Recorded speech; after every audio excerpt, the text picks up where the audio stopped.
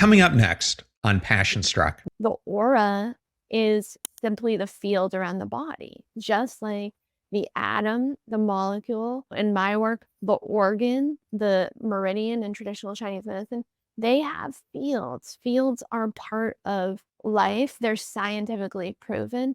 Why wouldn't we have a field? Why wouldn't your pet, animals, plants, living things have a field?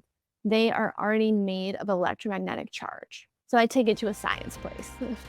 Welcome to Passion Struck. Hi, I'm your host, John R. Miles, and on the show, we decipher the secrets, tips, and guidance of the world's most inspiring people and turn their wisdom into practical advice for you and those around you. Our mission is to help you unlock the power of intentionality so that you can become the best version of yourself. If you're new to the show, I offer advice and answer listener questions on Fridays. We have long-form interviews the rest of the week with guests ranging from astronauts to authors, CEOs, creators, innovators, scientists, military leaders, visionaries, and athletes. Now, let's go out there and become Passion Struck.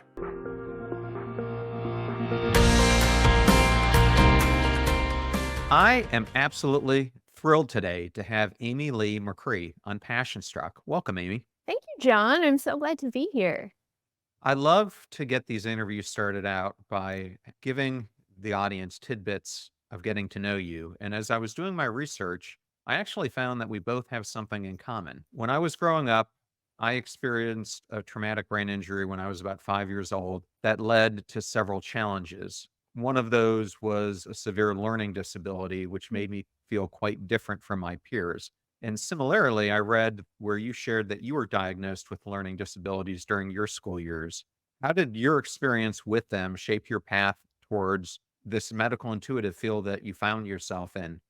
It's a great question. I was diagnosed with a lot of learning disabilities pretty young, and that was because of what was showing up for me in school. Like I would go to learn cursive. I know they don't learn cursive anymore, but I would go to write in cursive and the letter would take up the whole page. I couldn't make it any smaller. So luckily I have wonderful parents and they did have me tested and discover I had a bunch of different learning disabilities. And I think that it was hard in school in some ways, obviously, things like that. I absolutely felt different. And I also felt like the world was hard to process. I had a little bit of what was called a processing delay.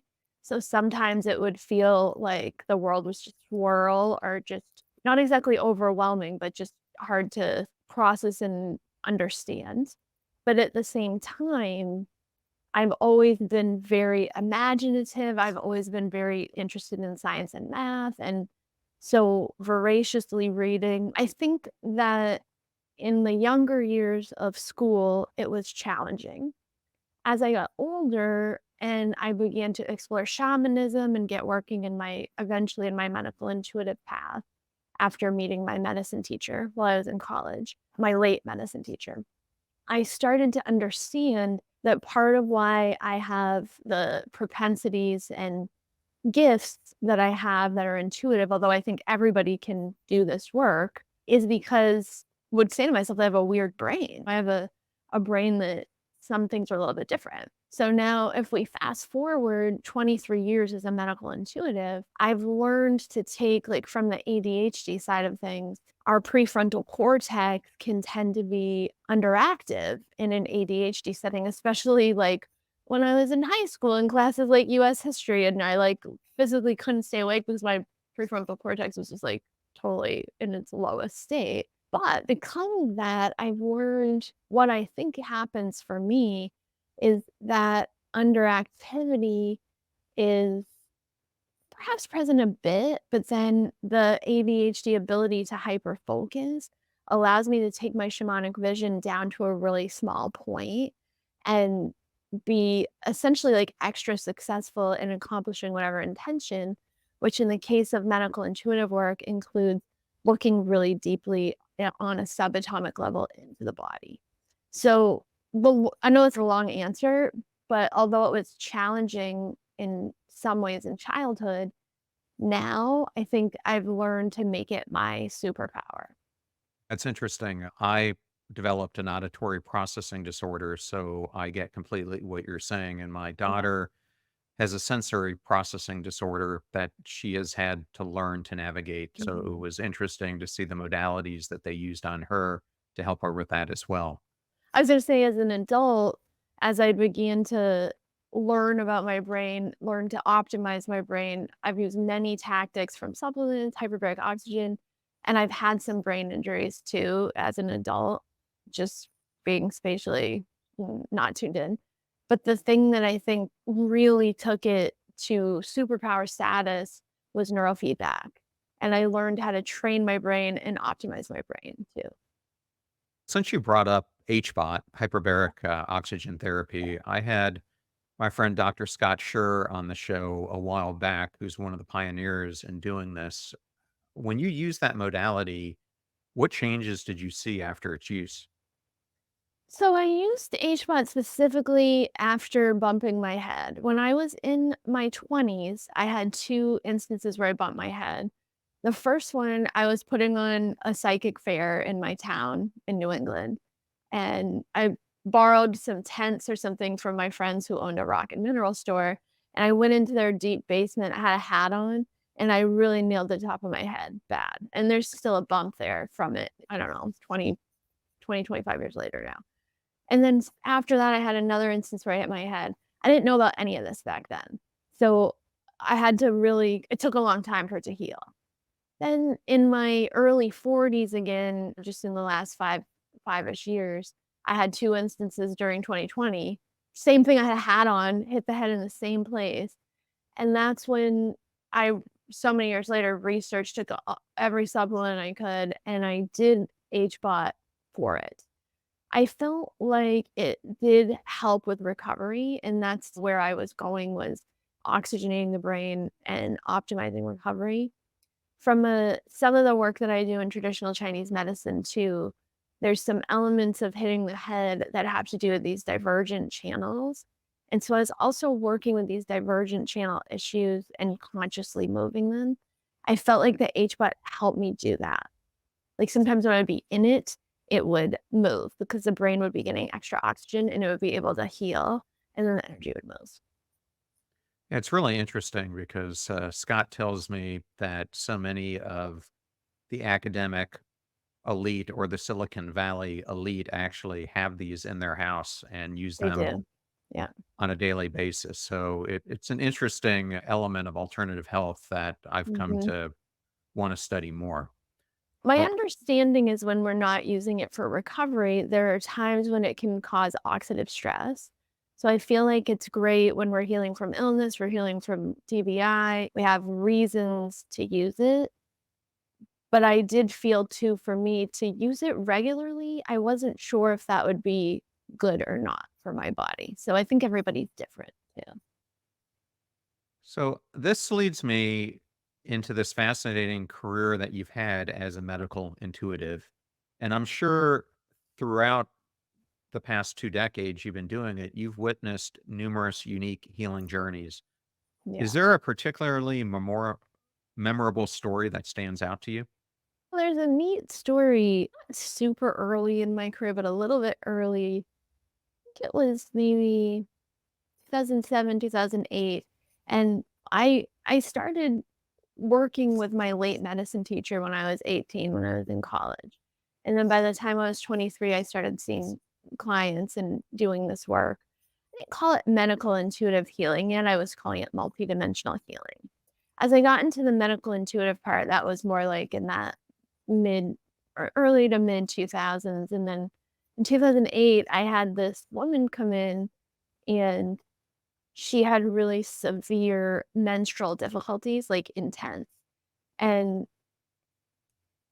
I saw or like brought through this thing, and it was about unraveling a curse or genetics. And we used a process that I actually still use this process today. It was a big learning moment for me. It's a protocol. And so we did it, and she like started crying. This is when I used to see people in person, which I don't now because everybody's scattered everywhere. But she said when she got her menses for the first time as a young woman, she was at her friend's and she felt really happy and her friend's mom was like really positive about it. And then she went home, and because of her mother's upbringing and I think some elements of the cultural tradition, when she was like, "Oh, I'm so excited. I started my menses," her mom slapped her across the face and said it was a curse. And it was really interesting because we saw in her through her ancestral guides, she hadn't told me that, how there was like a curse energy in her line. And we could really see and feel how that density is was part of that tradition and shaped that experience. So after we did that protocol, she was a great success story because I mean, years and years later, I was still in touch with her and she had no symptoms whatsoever at any time in that department. So it helped me to see these things can work. And I mean, not that I didn't see that, but it was a real proof point for me as a healer that we can change our ancestral density, our genetics, our anything we want, we can change it within our body. It's really interesting since I started this podcast how I've witnessed the interplay between energy, thoughts, emotions, and our physical health and how Mhm. that plays out in so many ways. And that sounds like what you were just describing. Yeah, big time. So I've recently been doing a number of episodes around our inner narrative. And as I Mm. was researching you, you have an engaging concept, if I have it right, called watching the inner show, where you explore Ooh. how our inner monologue can turn daily experiences into a dramatic narrative. Can you share more about this idea? Yeah, I think from the standpoint of like self-reflection and contemplation, I like to go back to that inner witness. And when we step into that inner witness and watch the inner show, watch the personality self and even perhaps the higher self, like all the different elements of us at play from like a vantage point behind it, next to it, slightly outside of it from a just a non-attached place, I think that can really bring us into deeper understanding around our motivations and our experience of the world. Because I think so much of what we do, say, the results we get in our lives is a result of how we see the world, our unique experience of being within this body, within this matrix of consciousness in our brain, like we were talking about, the way that we're having that experience. And when we can step outside and watch it, I think we can know ourselves better, which helps us to see our motivations, perhaps make more even more conscious choices, and also just not get so wrapped up in the chemicals and the thoughts and every everything that is part of the human experience, which is beautiful, but also observe it. And so I tend to try to do that for myself regularly. Well, thank you for sharing that. Behind you, for those who have been watching, is a copy of Amy's book, but I'm also holding one here in my hand. And Yay. it's titled Aura Alchemy: Learn to Sense Energy Fields, Interpret the Color Spectrum, and Manifest Success. I think the most important question, maybe to start discussing your book, is for you to describe for the audience what exactly are auras and why are they significant in holistic health and spiritual practices? Good question. So I define auras as biologically generated electromagnetic fields made out of subatomic particles called photons that also comprise light and electricity. What that means is that we have photons, light, moving through us all the time. They are my Mediterranean gesturing of my hand, the thought, our automatic processes, everything is the result of the movement of photons or light through the body. The thing that's really neat about photons and electricity and electrical energy, if we look at, for example, a non-insulated copper wire and the light that flows like to the lamp, the electrons, which are like the medium for electricity, flow through the wire. the photons float outside of the wire because they're actually electromagnetic force. They are an electromagnetic field while simultaneously being light. So all this movement of photons in our body creates all of these small fields around every muscle fiber, every nerve fiber, every cell, really, that's biologically enlivened by electricity, and then a composite electromagnetic field around us that seems to stretch out about 3 feet in all directions. Hence why auras are biologically generated electromagnetic fields. Now, why do we care? Why is this important? Because we are human projectors. And so the energy within us is projecting out of us and creating our reality. It goes through the lens of our aura. So if our aura is clean, clear, and perhaps tuned to an ultra high vibrational energy, then we can exponentialize our results of our personal human projector and create our life using the power of our aura as well as our inner energy as we choose. And as I was reading the book, right at the beginning, you describe a childhood experience of playing in the yard and you describe encountering what you called nature sparkles, I think is the Yes, word you use. Do you yes. think looking back in hindsight, that was auras you were seeing? I think that the nature sparkles were elementals of the spirits of nature, and I still see them. I've seen them my whole life, and I've shown them to people. You can see them, especially if you're out in nature, certainly in the dawn, dusk, in between times. They're there. And when you place your attention on them, usually they multiply, I think, because I think of it like the consciousness of nature. The thing I also did see at that time, we played in our yard all the time. I would see the composite aura or field around the tree line, especially at dusk. So it'd be getting close to when my mom would call my brother and I in for dinner, and we'd be putting the Star Wars figures and the GI Joes and the dirt and digging and all the stuff we were doing. Um, which I don't think kids do that as much now, and it's a tactilely satisfying thing. I think it makes so many dendritic connections and everything, but I did look a lot at that tree line, and I could feel the aliveness. I mean, you couldn't anyway, but I could really feel the aliveness of the trees because I could see their I used to think of it as their aliveness, but it was basically their aura. Growing up as a kid, I just remember being outside constantly doing whatever exploration of the day Yeah. we wanted to. And I remember my mom, especially as we got a little bit older, would just say, "Get home by the time it's dusk for dinner." Yes. And in my neighborhood, I'm not sure what yours is like. There are a bunch of kids in the neighborhood, but I never see them. And I think most of them are inside I know. playing on their iPad I or think whatever. so. And then they're getting, like, carted around to sports or activities instead of, like, just being, which is just modern life for children now. Yeah. Many of our listeners and viewers, including myself, I have to admit, initially, are skeptical about the concept of auras. What would you say to someone who doubts their existence or importance? I would say that everything is made of energy. When that's part of what I go into the book. I have a deep love of particle physics and I'm a science person. So when we look at the matter that we see and the air that we breathe, which is matter that we don't see, just because the photons, the light don't bounce off those atoms in a spectrum that our eyes can detect. But when we think about our physical reality, it is made of matter, energy, force, and charge. That's scientific fact.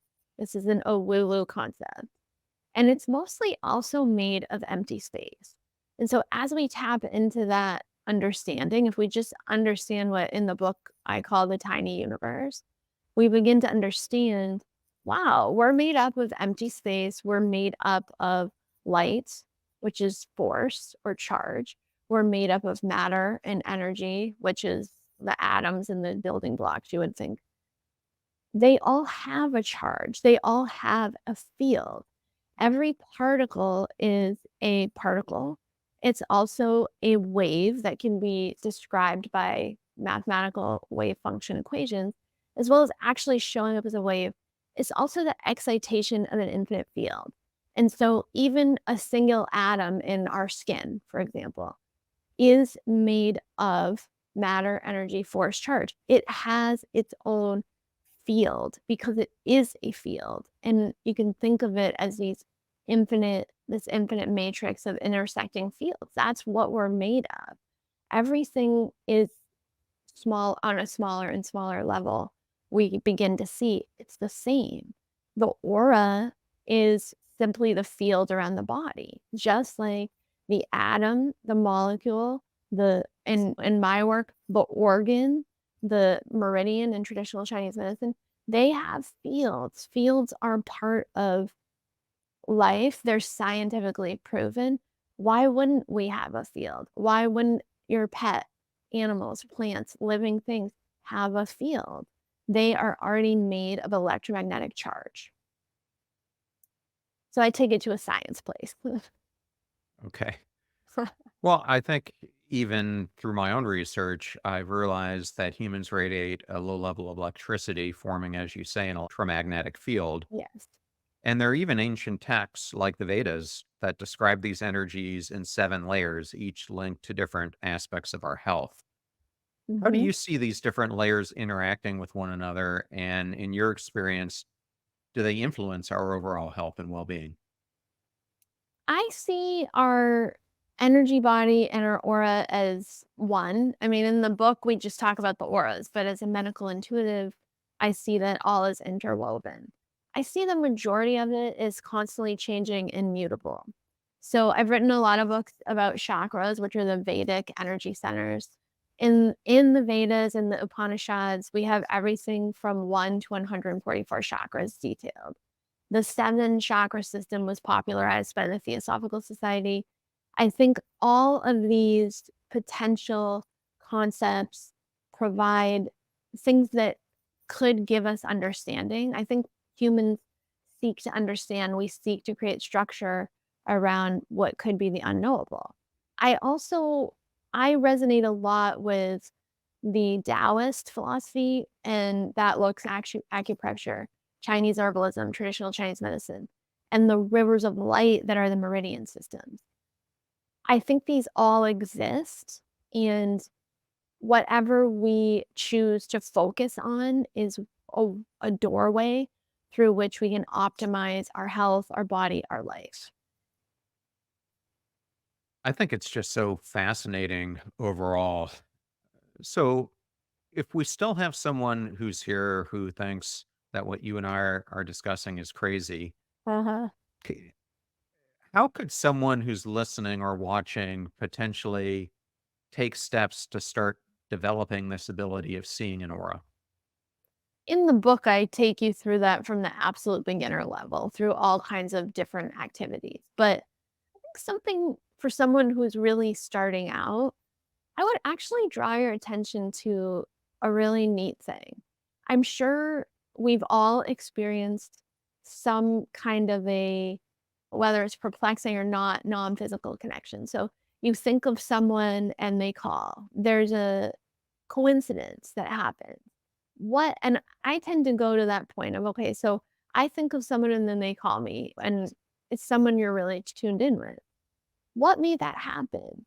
Dean Radin, who's a parapsychologist, did some experiments on are there telepathy particles, and I theorize those go back to those photons.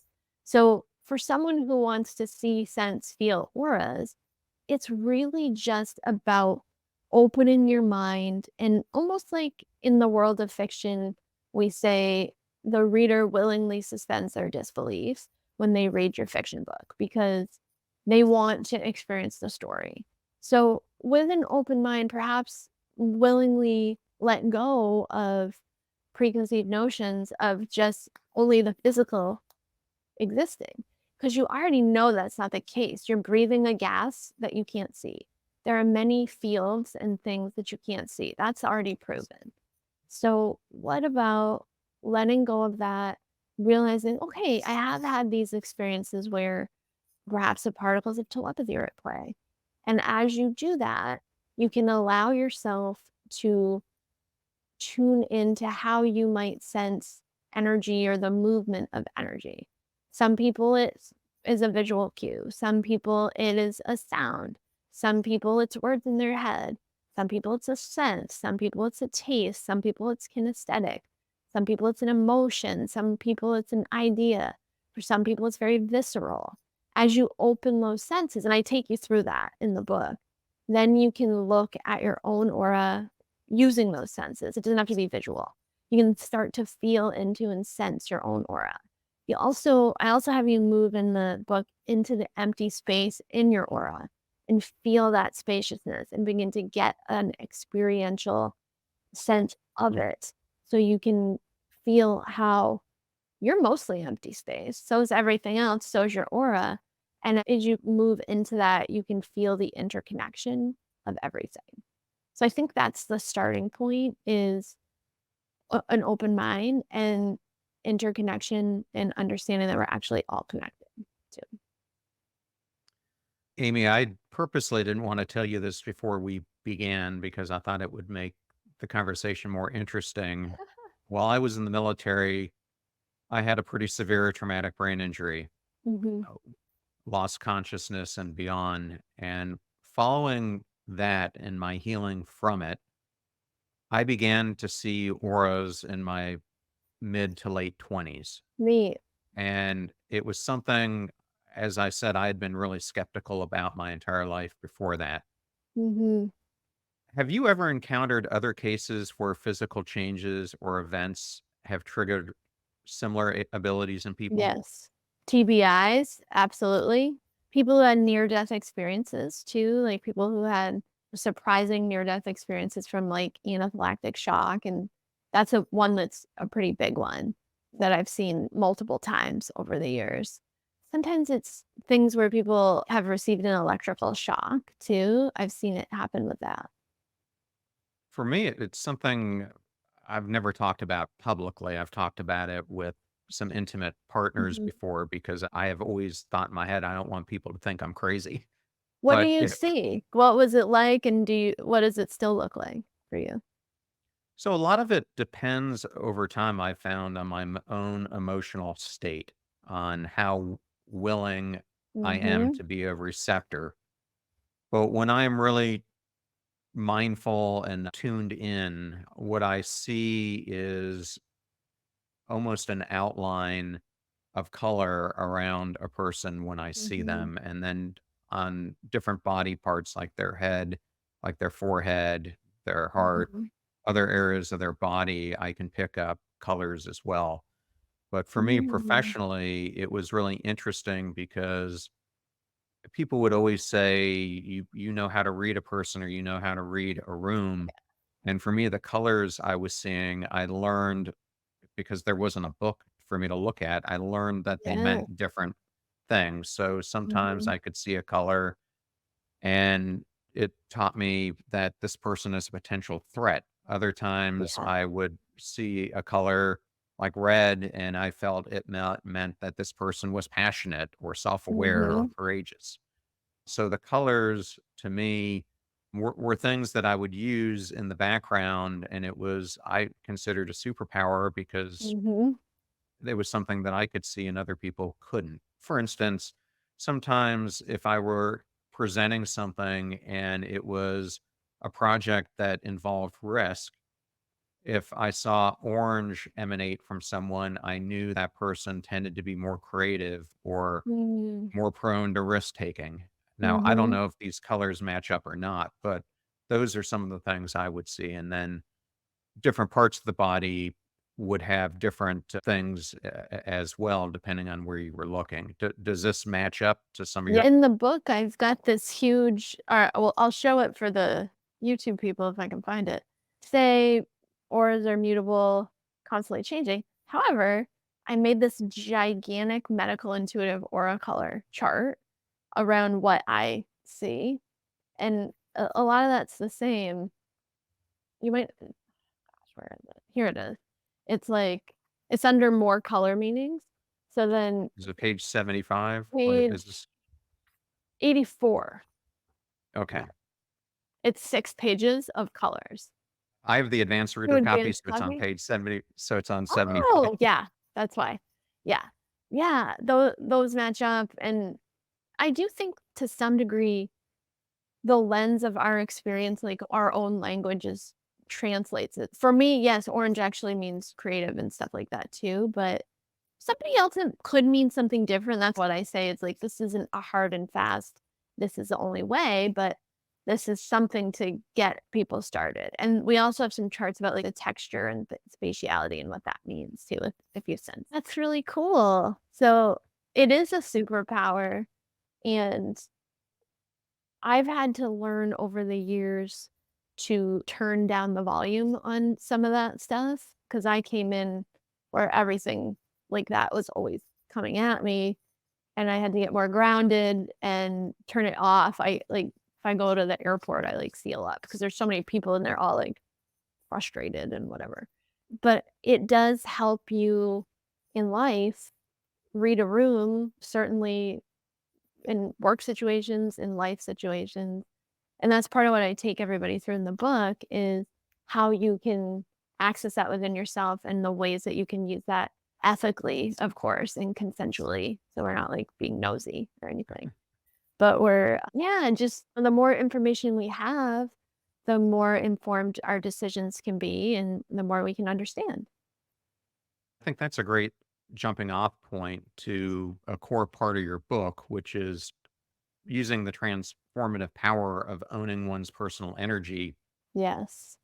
to boost your confidence and your own sense of personal responsibility. So my question on this Mhm. would be how how important is it for someone to master their own aura, because I believe it can lead to them taking greater control of their life.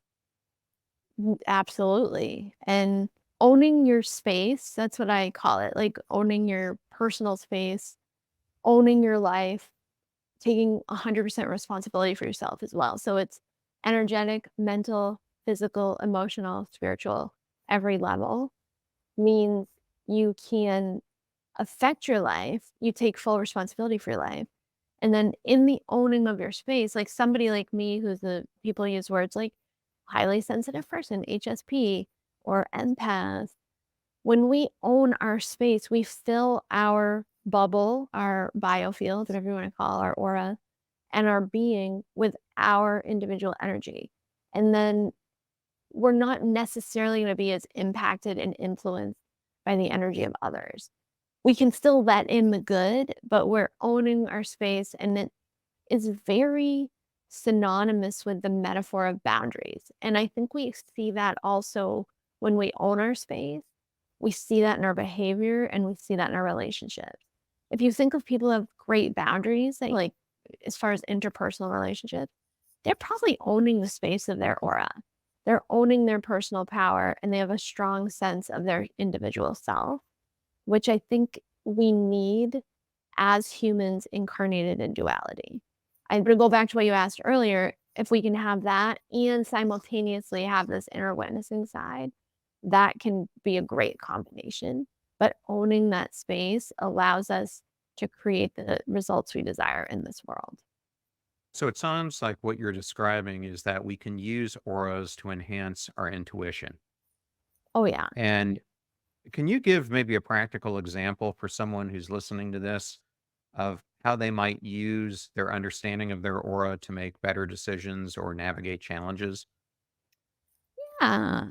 Let's think. So let's say that somebody is going into a situation, even just on the fly. They've been working with their aura, they've been sensing it, feeling it, perhaps cleaning it up, which we do a lot of that too in the book. And then they can use their conscious intention to infuse it with the charge or the energy or the thought forms of what they desire. So perhaps they're going into a work meeting with some colleagues who they don't always have the best results, and they could infuse their aura, their thoughts with joyful harmony. So they might use the words joyful harmony like a mantra. And so that's causing the movement of photons in the brain to have that flavor and that charge from some on some level. They can feel joyful harmony infusing the bubble around them. And then also they're owning their space at the same time. So they're really imbued and steeped in this essence of joyful harmony. And they're seeing it in a high vibrational way. So perhaps they're seeing it as like white light with swirls of light pink because that's the harmony. That's a color palette that could work. They enter the meeting in that state. They've charged their aura, their mind, their body, their countenance with joyful harmony. And then the meeting may go a lot more joyfully and harmoniously because they've taken conscious ownership of what they can do with their field and their body and create the situation they desire. So, for those who are listening, what we are discussing today is Amy's book, Aura Alchemy. And what we've really been going through for the past 30 minutes or so are part one and part two of her book, which is really understanding energy fields, understanding that everything is alive, everything is interconnected and has building blocks. And then we've just been touching on how you observe auras and how to perceive other people's auras and some of the color aspects of it. And then we've just touched a little bit on part three of her book, which is the intuitive aspect of understanding auras. And in this third section, which is where you go into the different color meanings, one of the things that I found myself in observing auras is that every time you encounter a person, you don't necessarily see the same aura. Meaning, I found that they're Yes. mutable and constantly changing, which is something that you write about in the book, Yes. because I think a lot of the aura depends on the emotional state of the person that you're observing. Can you talk a little bit more about that and why that's the case? Well, I think our aura is that lens, that layer out from the inner projector. So the way that we're experiencing our consciousness and our reality is radiating through, it's enlivening our field, our body, also our thoughts. And then that will radiate out through that lens. And so from the outside perspective, when we're looking at the field of somebody, we will see, sense, feel that energy. The practical application of that is a lot less woo, is just gut feelings. Like when you see you're pumping gas and you sense the person who's like swearing and throwing stuff over by their car and being weird, you can feel the chaos, the tension, perhaps the anger, the frustration. That's like a more ominous one, but you can get that information just from your gut feeling, your sensors. If you were to look at that aura, you might see chaotic energy. You might see discord. You might see density. You might see, if you're a color person, you might see colors that indicate that fiery discord. If you feel the sound of auras, you might hear like static and dissonance. You can tune in to more about a person. That's obviously like a safety issue thing, but you can tune into more about whomever you're connecting with and the state they're in, which it is their emotional state. It's the thoughts they're having. It's the experience they're having interacting with that which is outside of themselves as well. Because I think that also influences our aura and our energy. Amy, in part four of your book, you delve into various practices for cleansing electromagnetic fields, including Mhm. shamanic aura work, medical intuitive healing, specific energy clearing techniques. Can you elaborate on these just at a high level and what you have found to be the most effective methods? Yes. So a lot of the shamanic work that I do evolved into some of the medical intuitive work too. And I did have a medicine teacher. I was very fortunate to meet my late medicine teacher when I was 18 while I was in college. She trained me in an oral tradition in which she was trained by her teacher and so on and so forth. So I have this, some of that is foundational as far as the way that we extract and retrieve energy in a shamanic way. So we do some of that in the book. We also do a lot of medical intuitive inspired things. We do just every method you can pretty much think of to clean and optimize your aura. One of my favorites that's really easy to do It's shamanic in nature, but it also pertains to traditional Chinese medicine, is salt cleansing. So you can use untreated sea salt. I recommend doing it if you choose, maybe standing in your shower just so you don't make a mess. So you can take that untreated salt and really pour it over head, body, everything. Use it as a scrub. Salt is cleansing. We use it in shamanic practice in a lot of different ways in ritual and ceremony. Also, in traditional Chinese medicine, when we use salt in that way, what we do is bring what's called the Wei Qi, which is spelled WEI, to the surface. The Wei Qi is our external qi, and it's actually part of our immune system in TCM. So if we do a salt cleansing, we take the Wei Qi to the surface, and it actually is an immune enhancer. We can use that for energetic cleansing.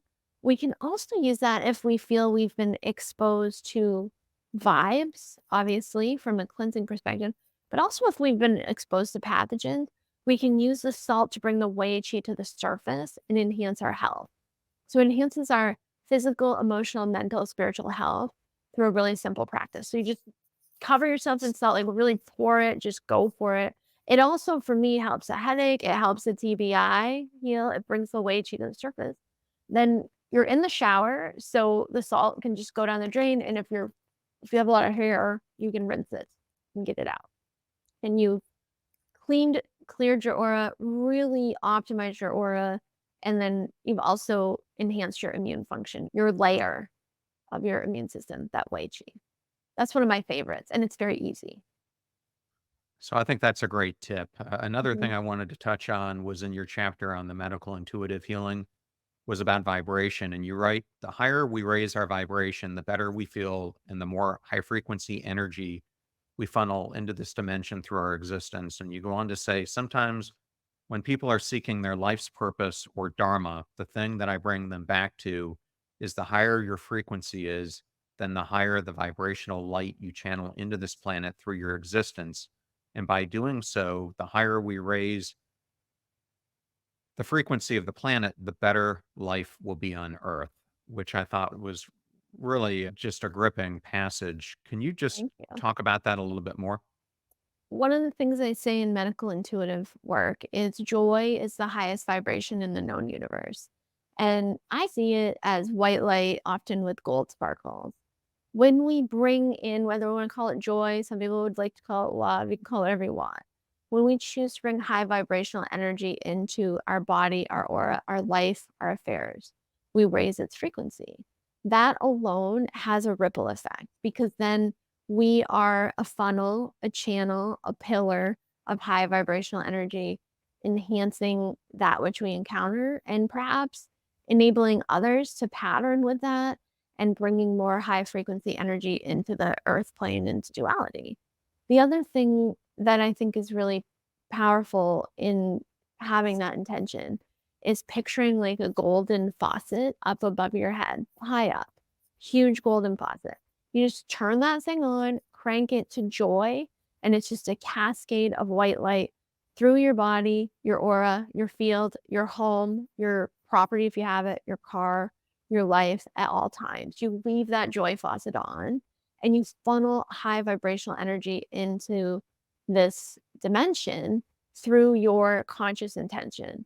That alone could be all of our dharma to raise the frequency of humanity, the planet at this time in the matrix of time, space, and thought. We can use our conscious intention to bring more high vibrational energy into this space. Man, I love it because this whole podcast is about how to live more intentionally. And I just wanted to point out to the audience that in addition, you also bring up herbal cleansing techniques, sound cleansing techniques, etc. Yes, tons. And then obviously you already talked about the salt cleansing. In the next section of your book, part 5, you introduce the concept of neutrino aura manifestation. Can you Yes. explain what this involves and how it can be used? I will, and I just wanna thank John and I have the same publisher, Hay House. Getting to write this book for Hay House and getting a platform to write about my theories and shamanic exploits with particle physics, this is one of those things. That is a key dharmic point for me, and it's also just lets me geek out on the fun of playing with science. So neutrino aura manifestation came to me in several shamanic journeys, and it's a it's some of the concepts were things I was already using in my life and teaching some of my clients and students. But then when I really put it together in the book, I was able to define it more. So this concept we weave this great web in part one where we understand the tiny universe and all the particles. We talk about one of these many particles are neutrinos. Neutrinos are fermions, which means matter and energy. Those photons we talked about are bosons, which means force. So the difference between fermions and bosons in particle physics is bosons have no mass. Fermions have mass. Neutrinos were thought to be these bosons for a long time, but now we know they have a teeny tiny bit of mass. But it's so little, they interact with almost no other particles. So, in the nuclear fusion and fission reactions of our sun that releases the photons that are the light we see, there and many other sources in the universe and beyond, there are neutrinos being released, produced constantly. So much so that we exist in a constant cascade of neutrinos. Every second, 400 billion neutrinos are moving through our body. So we are in this just absolute deluge of these neutrino particles. And I've always been fascinated by them. I've experienced them in shamanic journey as being quirky and interesting. And I like to feel things like that, like they're personified. And so I was really excited to discover that with neutrinos that are moving through our field, specifically in our aura, constantly moving through, that we can use essentially the power of our thought, which is the movement of photons through the brain, through the body, which creates an electromagnetic field that goes out into our aura. We can use the power of our thought through essentially intention. I have us use short affirmative statements. I think in the book I have you use joyful wealth. Maybe I don't totally remember, but you can put anything in there. We use that intention to radiate out as a field and make a certain kind of contact with these neutrinos that are constantly moving through. What I was shown in shamanic journey was that when we do that with intention, we can tap into the neutrino and then very slightly shift what's called its angular momentum, which is how it spins. It's not a classical spin. It's spin in different directions and different velocities. When we influence this angular momentum of the neutrino, we can bounce it out for a quick moment into a parallel reality that has a different makeup than here, where this neutrino particle, which is a quixotic, interdimensional, transcendent particle, can pick up a little more metaphorical but not literal bulk because we've bounced it out with intention. Then it comes back into our reality and it changes reality with our intention. So my guides with whom I journey told me in the beginning of this process, when neutrinos interact with thought, photons, intention, the direction of life can change. So it's a really powerful manifestation technique. And it takes us into that tiny universe. We can use our intention and have a direct influence on physical reality, even though the neutrinos are almost non-physical. They have such a small amount of mass that they're only able to be measured or detected by a physicist in deep subterranean tanks of metal. And they can just catch a little tiny trail of them and that's it. But we can influence them simply with the power of our thought. So interesting. Thank you so much for sharing that. It was one of my favorite chapters of the book, which is why I wanted you to It's my talk favorite. about it. It's my favorite chapter in the whole book. So, one of the things that I try to practice a lot is gratitude. And unfortunately, a couple weeks ago, my sister passed away. So, I've gotten away from this Sorry. gratitude practice that I need to get back into. But I think it's so important at least for me, to start my day out with appreciation and gratitude and to also end it in that way. Mhm.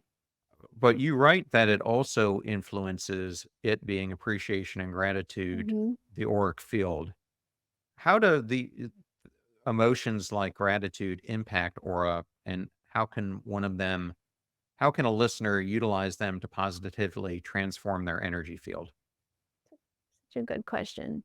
Appreciation and gratitude are high vibrational feelings, concepts, experiences. So when we have those, we can, just through virtue of the frequency, be raising the frequency of our aura, our body, our life, our mind. We also know from all different types of law of attraction kind of things that what we affirm proliferates. I always like say what we put our attention on proliferates, and everybody says that in different ways. So if we are affirming the things for which we're grateful, the things we appreciate, then we are magnetizing more of that. We know that. But if we were going to think about that from this idea of the movement of photons in the brain, the mind, the body, the field, the aura, we're charging those photons with appreciation, with gratitude. And then they're like swirling, bringing in more and more of that frequency, more of those good things for which we're grateful that we're affirming, and charging our aura with that. And that goes back to what I talked about in the beginning, which is we're a human projector. So if our aura is charged up with all this great gratitude, appreciation, focus on the good things in our lives, frequency, it's going to magnify the those thoughts from within the head, the body, the mind, the heart, magnify those out through the aura and draw in more and more of the same. Okay. And then in this section, I can't leave this topic without you talking about what happens to auras during intimate moments. People love this topic, and when I wrote it, I thought that might happen, but I get interviewed about that now, and it's great. If people are in great, positive, consensual situations, then the consciousness of the aura can enhance those moments as well because of that overlapping, and then depending whether it's inclusive of whatever, intimacy is intimate. So things are overlapping physically and energetically. So that's why we have these opportunities for even greater connection, greater understanding, greater knowing of one another in those intimate moments, because the fields are overlapping, the energy is overlapping. So perhaps the movement of the photons in the mind and the body, which could be thoughts, emotions, etc., are resonating out into the field through the being, and we get to really tap into that on a deeper level with another person. It lets us know one another more deeply. It lets us experience that, and I think humans have a deep need to be known, to be seen, to be understood. It doesn't always happen in those situations, but during intimacy is one of the times where I think people get to feel that, even if they can't feel it through communication, conversation, etc. It provides a deeper bridge to that interconnection. And it also taps into that aliveness. Like I talked about how when I was a kid, I would see the aliveness of the tree line.